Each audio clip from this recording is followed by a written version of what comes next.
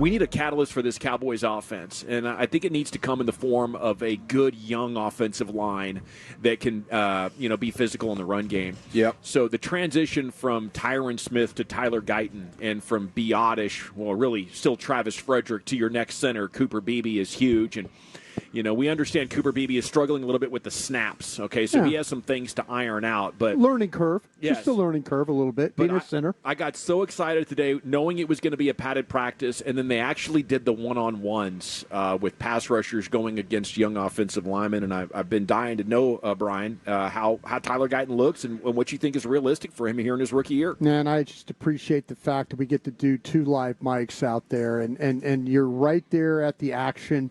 And I'm going to say this. Adoga was with the ones. So, yesterday I was like, man, there is no reason to put Adoga back out there with the ones. And they're trying to, kind of shuffle, I guess. And then Adoga gets what apparently is like a hip or a back injury. And so he's with Jim Maurer over there. Well, that throws Guyton into the mix, now every rep. They're trying to to make sure that they get him as much work. I mean, he's the starter over there, as they're trying to get, Awesome Richardson there. And then Awesome Richards gives up a big-time pressure to Parsons. Now it's, okay, let's go with the rookie here. Let's go with Guyton. Guyton looked good, man. And Guyton he will battle his ass off. And the thing about it is, his technique, you worry about him kind of falling apart when he gets tired, or it's like, oh, man, this is a lot of pressure.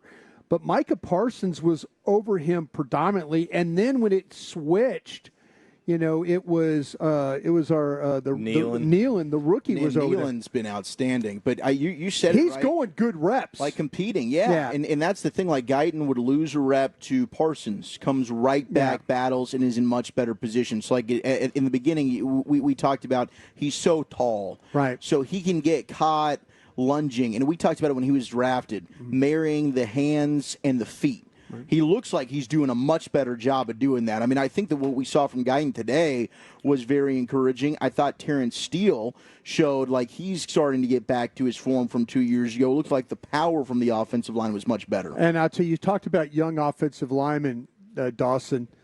Tyler Smith at left guard, there were a couple of times where they ran the ball behind him, and it was very effective. And he was also, they were trying to run an old school trap game, and where they pulled him a short little pull and then trap like the 3 technique, and the ball hits behind him. And they were able to get some movement when you got Hoffman and Martin pushing, and then you got the trap coming around. It created a little some space for him right there. But Tyler Smith looked like he was in good form today as well. And Tyler Smith versus Mozzie Smith in the one-on-one pass rush stuff. That was Tyler Varsity Smith. JV. Yeah, 100%. That was And that's not the Mozzie wheelhouse, to be fair. No. I'm not necessarily worried about him trying to sack the quarterback right now. I'm just trying to get him off the ball. On first and second down. Yeah. Can you be a space eater? Can you play with some more power? Some strength. Yeah. Act like you've been there before. Look like you belong. Act like you care. He has no pass rush moves. He's confidence. He's got. The problem is everything to him. If he goes against a guy that understands, whether it's a Hoffman or Tyler Smith, one of those guys, just sit down on him. And he's not going to try and move you. Just immediately short set him, get your hands inside, and sit down. And he's just going to try and walk you to the quarterback. Whereas actually Carl Davis today was able to, against Hoffman, he went arm over for a big guy. So you got, if you're able to have a pass rush move, 1 or 2 of them, you can these linemen can get a little bit thrown off. Like, okay, is he going to set me outside? Is he going to set me inside? Is he going to go arm over?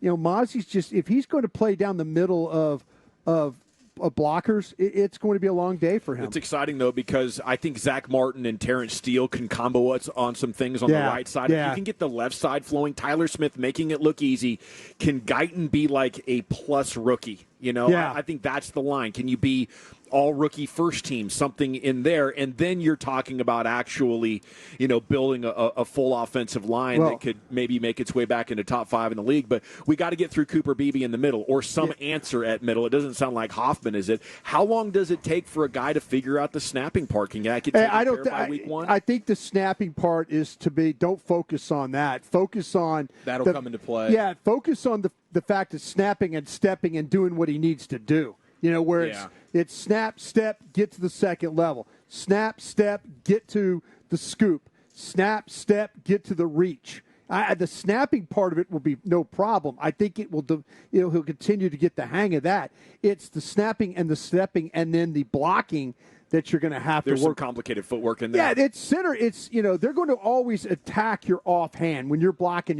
We were talking about that the other day. Is you snap and your offhand has to go up to kind of get. So they're going to attack your snap hand. He's got to get used to getting his hands in place. And we were talking about it, hands and feet working together in order to secure blocks. Is Guyton's game so much smoother now that you would think he's going to fit right in as a starter as a rookie? Or I don't have progress? I'll tell you what. I mean, I wouldn't call him work in progress because he's gone against really good competition. And he has done a nice job with that. And he doesn't look overwhelmed or out of sorts or overpowered right there.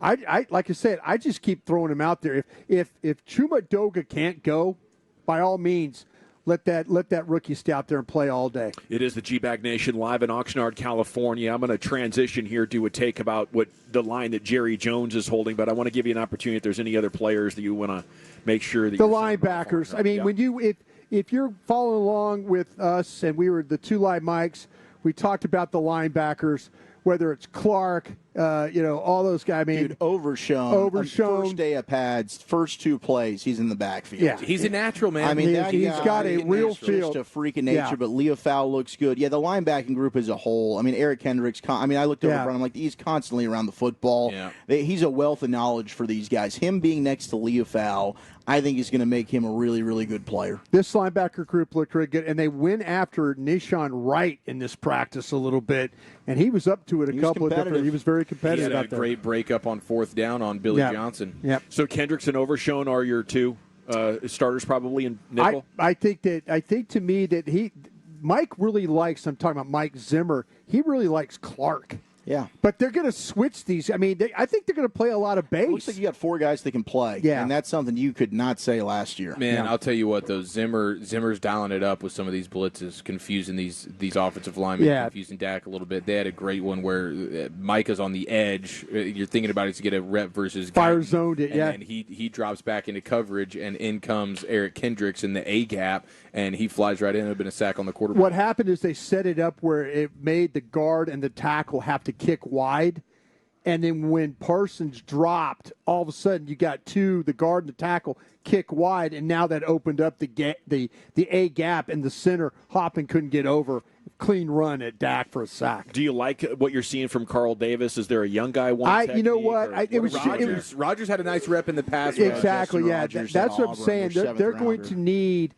They're going to need Carl Davis. To me, I just don't need him to be a rush down the middle guy. The fact that he showed arm over to beat Hoffman on a rep to get a pressure, I think, hey, give me as much as that. These one techniques are not going to be great pass rushers. Yeah. But if you could occasionally, the one thing Hankins could do when he was here was he could free himself to get in if the quarterback tried to step up. But what I'm seeing and what I'm hearing is there's nobody as good as Hankins right now, and that's going to be they'll have Linville Joseph. I think will be their guy on speed. I would say there's a possibility there too. Jerry Jones going viral once again for this time something he said in an interview with Nick Harris. I have a couple of things on it.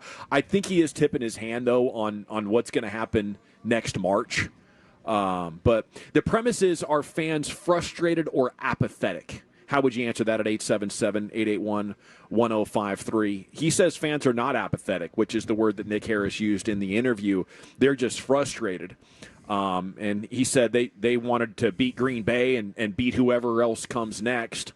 And they get mad when they don't get results. And, I think generally speaking, Jerry Jones could be right, but as we've talked about several times, this is different because it comes at the end of a 6 or 7 year time period where you felt like the championship window was open and you never got through. So it's not just, oh, we lost in the playoffs and dang it, we got to get back. This is the 3 decades now of losing in the playoffs. So I just think Jerry is significantly tone deaf here. I can't tell if he's trying to talk and sell his way through the idea or he genuinely believes it. I think he believes it.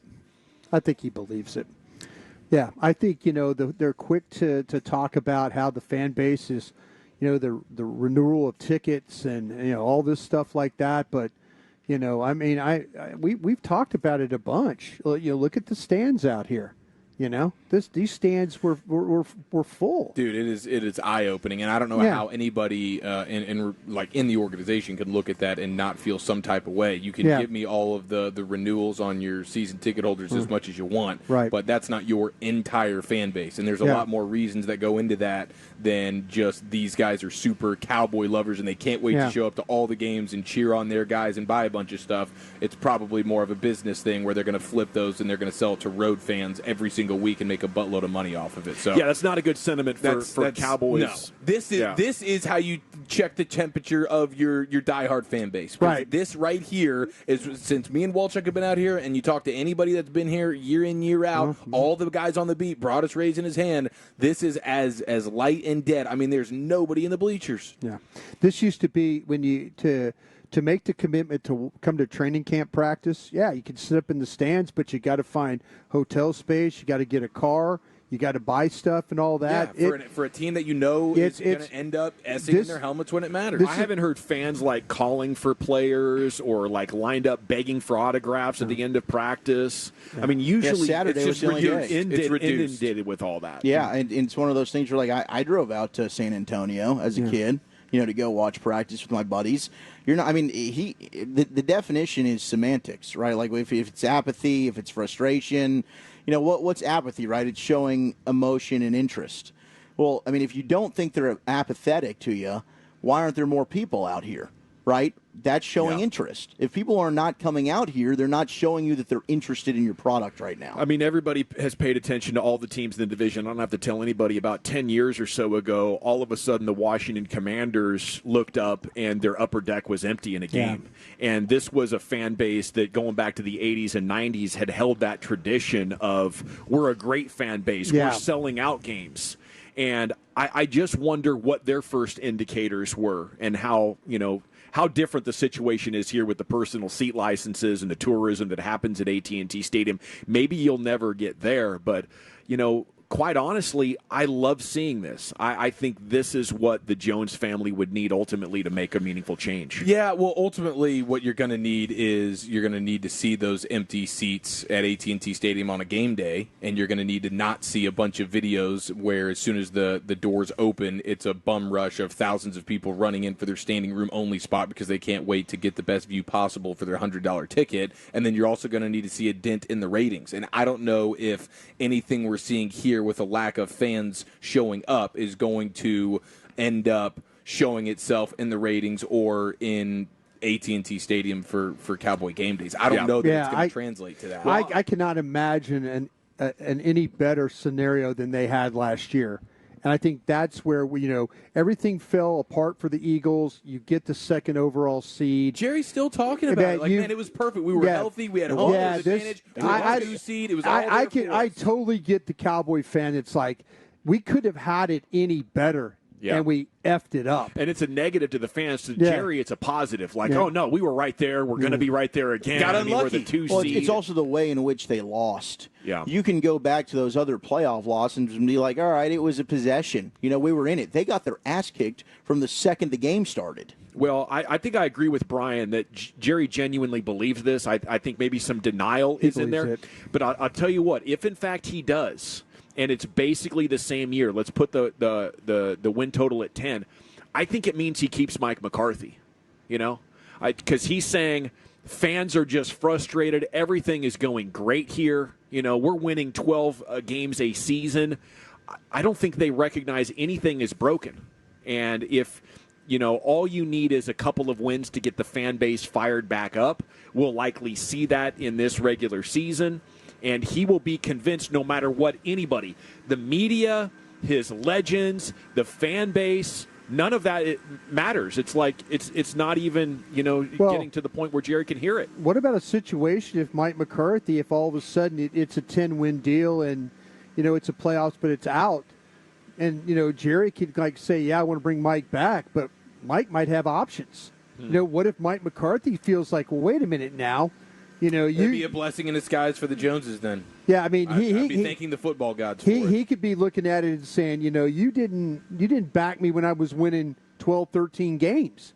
Now you want me to sign here? Now he might have options. He might have top options elsewhere. And it depends on really what their pivot would be. It might not be a blessing depending on who they hire right after At least that. gives you a chance at somebody else. Yeah, I mean, ultimately, it's the same thing with Dak. Like, yeah, I don't necessarily want to give Dak all that money, but I don't. That doesn't mean I trust that the next quarterback they bring in is going to be the right one. I have no faith in that.